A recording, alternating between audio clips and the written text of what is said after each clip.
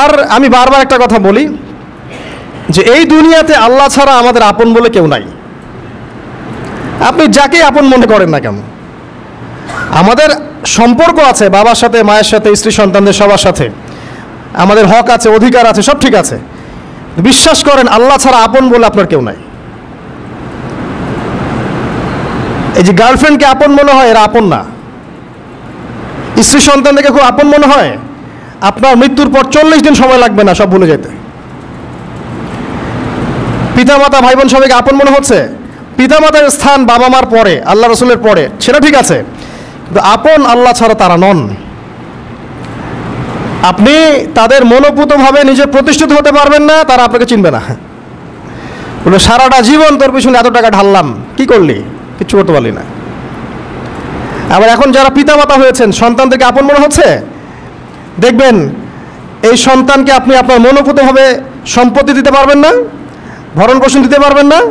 এই সন্তান বড় হয়ে আপনাকে বৃদ্ধাশ্রমে পাঠিয়ে দিতে পারে, নাউজুবিল্লাহ। অথবা আপনার সাথে এই সন্তানই খারাপ ব্যবহার করবে। আপন মনে হচ্ছে? আল্লাহ ছাড়া কেউ আপন না। আল্লাহ ছাড়া আপন কেউ না। আর আল্লাহ ছাড়া সত্যিকার অর্থে আপনাকে আমাকে ভালো কেউ বাসে না। শুধু আল্লাহই আপনাকে ভালোবাসেন। এটা আপনারা হারে হারে উপলব্ধি করবেন যত দিন যাবে ইনশাআল্লাহ।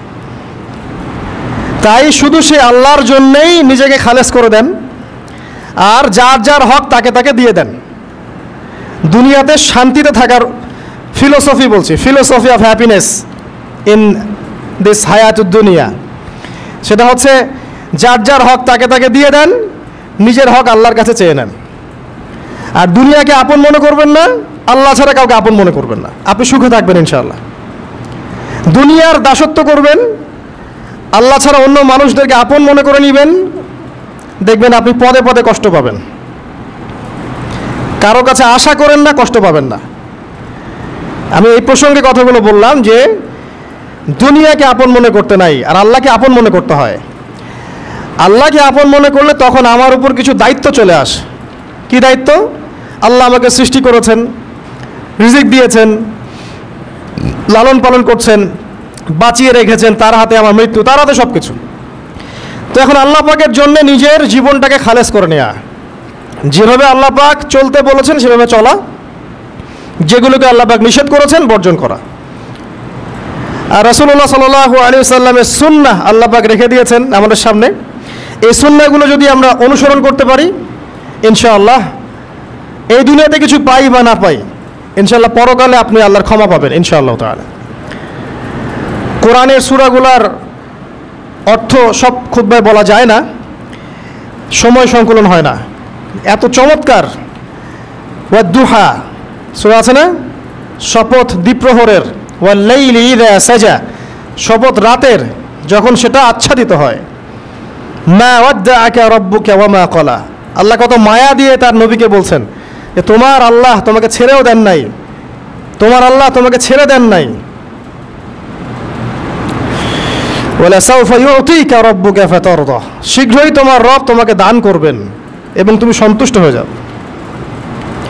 দুনিয়াতে চলতে গেলে দুঃখ কষ্ট হয় না? যারা ঈমান নিয়ে চলে ওদের দুঃখ কষ্ট বেশি হয়। তা আল্লাহ বলছেন টেনশন করো না, কষ্ট পেও না, তোমার রব তোমাকে ছেড়ে দেননি।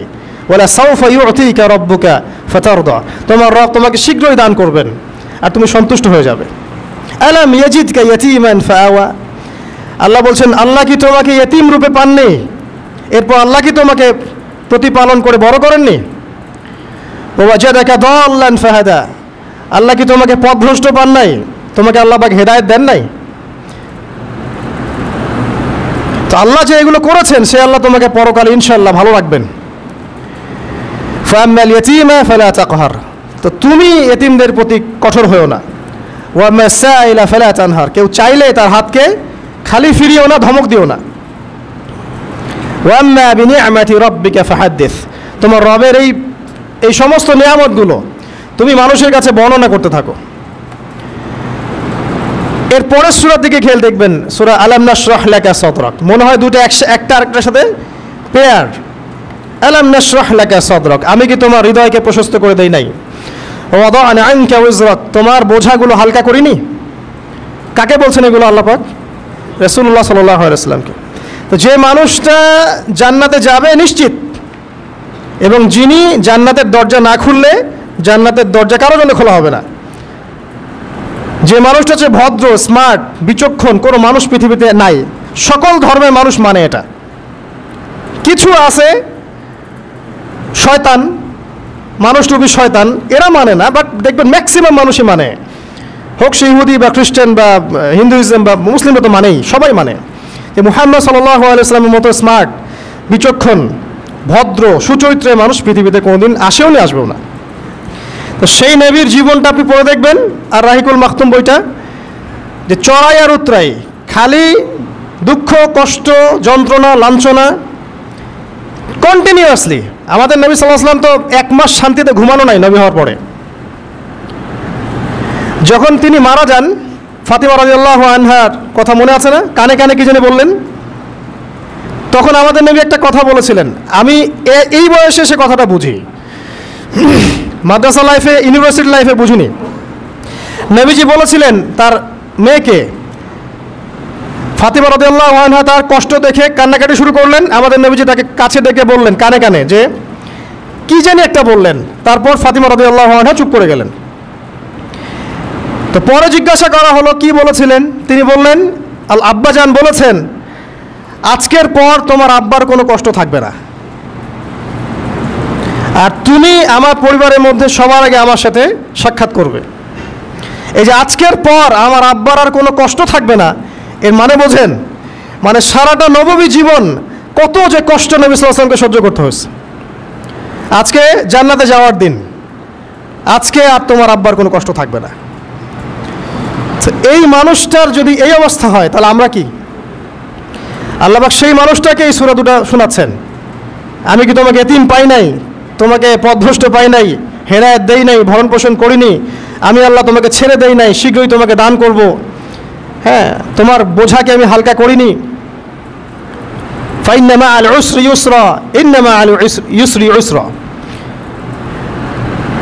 কষ্টের সাথেই স্বস্তি আছে, নিশ্চয়ই কষ্টের সাথেই স্বস্তি আছে।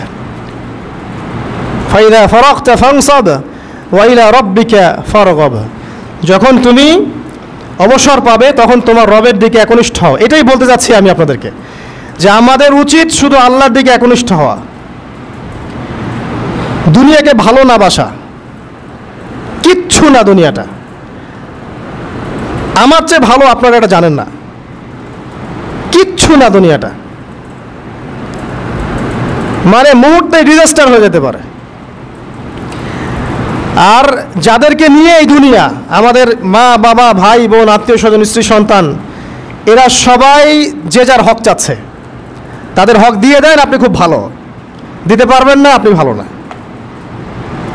সারাটা জীবন করতে থাকেন, দেখবেন একদিন দিতে পারেন নাই, সে আপনাকে চিনবে না। নবী সাল্লাল্লাহু আলাইহি ওয়াসাল্লাম বলেন এই কথাগুলো, জাহান্নামে যাওয়ার কারণ এগুলো উল্লেখ করেন নাই। কিসের আত্মীয় আর কিসের আপনজন আর কিসের অফিসের বস আর কিসের কি, সবাই সবার স্বার্থ নিয়ে পড়ে আছে। শুধু একজন সত্তা আপনার কাছে স্বার্থ চায় না, সে কে? আল্লাহ পাক। এটা যদি বুঝতে পারেন তাহলে দেখবেন মনটা আল্লাহর দিকে নরম হয়ে যাবে। আর মুসলিমদের এখন এই মানসিক আত্মশুদ্ধিটা বেশি দরকার। আমরা কেন যেন অস্থির জাতি হয়ে গেছি এখন, একটা মানসিকভাবে শান্তি নেই আমাদের মধ্যে। খেয়াল করে দেখবেন সারা দিন দুশ্চিন্তা, দুর্ভাবনা, পেরেশানি। নামাজে আসি তাও মনে হয় যত তাড়াতাড়ি নামাজ শেষ করতে পারলে বাঁচ। 5 মিনিট 4 রাকাত নামাজ, আর ইমাম যদি ভুলে 10 মিনিট পড়ায় তো চাকরি নট। খতিব খুতবা দিবে 30 মিনিট ঘড়ি ধরে বলে দিবে, ভুলে যদি 10 মিনিট বেশি দিয়ে ফেলছে, আজকে আসছেন ভালো কথা, হাদিয়া নিয়ে যান, পরের দিন আর আসেন না। অস্থির। অস্থিরতার কারণ দুনিয়ামুখিতা, আল্লাহ থেকে দূরে থাকা। অস্থিরতার কারণ কোরআন থেকে দূরে থাকা। অস্থিরতার কারণ নিয়মিত সুন্নাহর উপর আমল না করা, ডেইলি জিকির আজগারগুলো না করা, ডেইলি কোরআন তেলাওয়াত না করা, হাদিস অনুবাদ সহ না পড়া, দিনের জ্ঞান চর্চা না করা, দিনী হালাকাগুলোর মধ্যে না বসা। অস্থিরতার অনেক কারণ, টাকা পয়সার পিছনে ছোটা, বাড়ি গাড়ি স্ট্যাটাসের পিছনে ছোটা, এবং এই লোভ, এই লালসা আপনাকে স্থির থাকতে দিবে না। অস্থিরতার কারণ এই যে আমরা বলি মেটেরিয়ালিজম, আমরা বলি বস্তুবাদিতা, এগুলো অস্থিরতার কারণ। এগুলো কখনো আপনাকে স্বস্তি দিবে না। আপনি যত দৌড়াবেন দুনিয়ার পেছনে, দুনিয়া আপনার থেকে তত পালাতে থাকবে। আর আল্লাহ পাক বলেছেন, হে আদম সন্তান, আমার ইবাদতের জন্য সময় বের করো, আমি তোমাকে দুইটা জিনিস দিব। এক নাম্বার, তোমার হাতকে আমি সচ্ছলতা দিয়ে ভরে দিব, আর দুই নাম্বার, তোমার সমস্ত অভাব আমি দূর করে দিব। যে ব্যক্তি আল্লাহর জন্য সময় দেয়, আল্লাহর জন্য বাঁচে, আল্লাহর জন্য মরে, সব কাজ আল্লাহর সন্তুষ্টির জন্য করে, দেখবেন ও মনের মধ্যে শান্তি আছে। হয়তোবা তার 5তলা 10তলা বাড়ি নাই, BMW নাই, সুজুকি জিক্সার নাই, তারপরে দেখবেন সে অনেক শান্তিতে আছে, কারণ তার মনের মধ্যে একটা প্রশান্তি কাজ করে। আর যে ব্যক্তির মধ্যে দেখবেন আল্লাহর কনসিয়াসনেস নাই, ইবাদত নাই, কোরআন সুন্নাহ এগুলো কিচ্ছু নাই, দুনিয়ার সব আছে, দেখবেন ব্যাংক ব্যালেন্স, টাকা পয়সা, মনে শান্তি নাই। এই মনের শান্তিটাকেই উসমান রাদিয়াল্লাহু আনহু বলতেন যে আল গিনা মানে ধনাঢ্য, ধনী বলি না আমরা, এটাই হচ্ছে ধন, কিছু না।